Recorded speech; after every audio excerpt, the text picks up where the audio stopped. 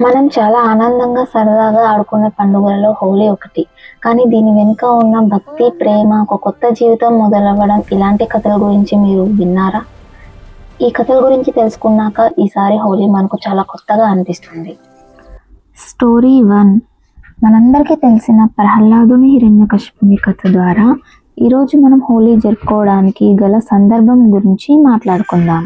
ఒకప్పుడు హిరణ్యకశిపుడు అనే రాక్షసరాజు అతడు తానే దేవుడు అనుకున్నాడు. తననే అందరూ పూజించాలని ప్రపంచాన్ని బలవంతం చేశాడు. అందరినీ హింసిస్తూ ఉండేవాడు. కానీ అతని కుమారుడు ప్రహ్లాదుడు మాత్రం చిన్న వయసులోనే విష్ణు భక్తుడయ్యాడు. తండ్రి ఎంత భయపెట్టినా, ఎన్ని శిక్షలు పెట్టినా సరే ప్రహ్లాదుడు మాత్రం తన భక్తిని వదలలేదు.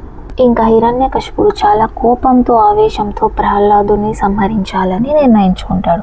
కానీ ప్రహ్లాదుడు మాత్రం విష్ణు భక్తి వలన ఎన్ని కఠినమైన శిక్షలు పెట్టినా సరే కాపాడబడుతూ ఉంటాడు.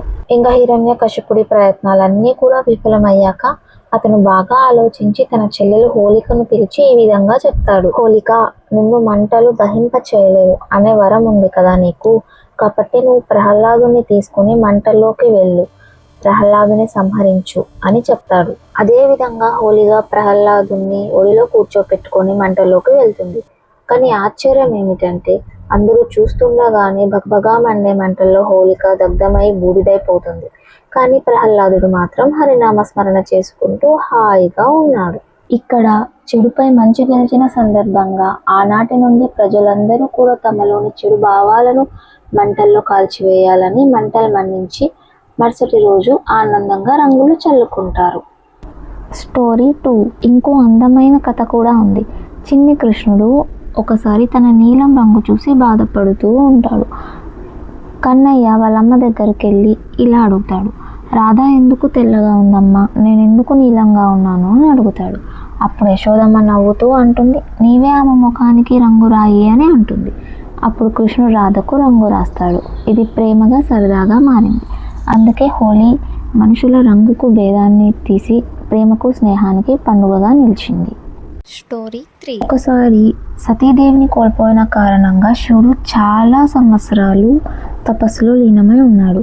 కానీ జీవితం కొనసాగాలంటే ఆ ధ్యానం భంగం కావాలని దేవతలందరూ నిశ్చయించుకుని ప్రేమ దేవుడైన కామదేవుణ్ణి పంపారు. కామదేవుడు తన ప్రేమ బాణాన్ని శివునిపై వేశాడు.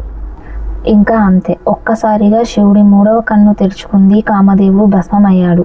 ఇదే కామదహనం. కానీ తర్వాత శివుడు దయతో కామదేవుని శరీరం లేకుండా తిరిగి జీవింపచేశాడు. ఈ 3 కథల ద్వారా మనం తెలుసుకున్నది ఏంటంటే, 1. చెడు భావాలను, మితిమీరిన కోరికలను దహనం చేయడం. 2. భేదభావాలు లేకుండా అందరికీ స్నేహాన్ని, ఆనందాన్ని పంచడం. అందుకే మనం మొదటి రోజు అగ్నిని మండిస్తూ పండుగను జరుపుకుంటాం. 2వ రోజు ఆనందంగా రంగులు చల్లుకుంటాం. హోలీ వచ్చే సమయం వసంత ఋతువు మొదలు. చలికాలం పోయి చెట్లు పూలతో నిండుతాయి. ప్రకృతి మళ్ళీ నవ్వుతుంది. అందుకే హోలీ కొత్త జీవితం మొదలైన సంకేతం. పాత బాధలు వదిలి కొత్త ఆనందాన్ని స్వీకరించే పండుగ. ఈ హోలీతో ఇప్పటి వరకు మీరు మోస్తున్న, భరిస్తున్న పాత బాధలన్నిటినీ వదిలి కొత్త జీవితానికి నాంది పలుకుతారని ఆశిస్తూ అందరికీ హ్యాపీ హోలీ.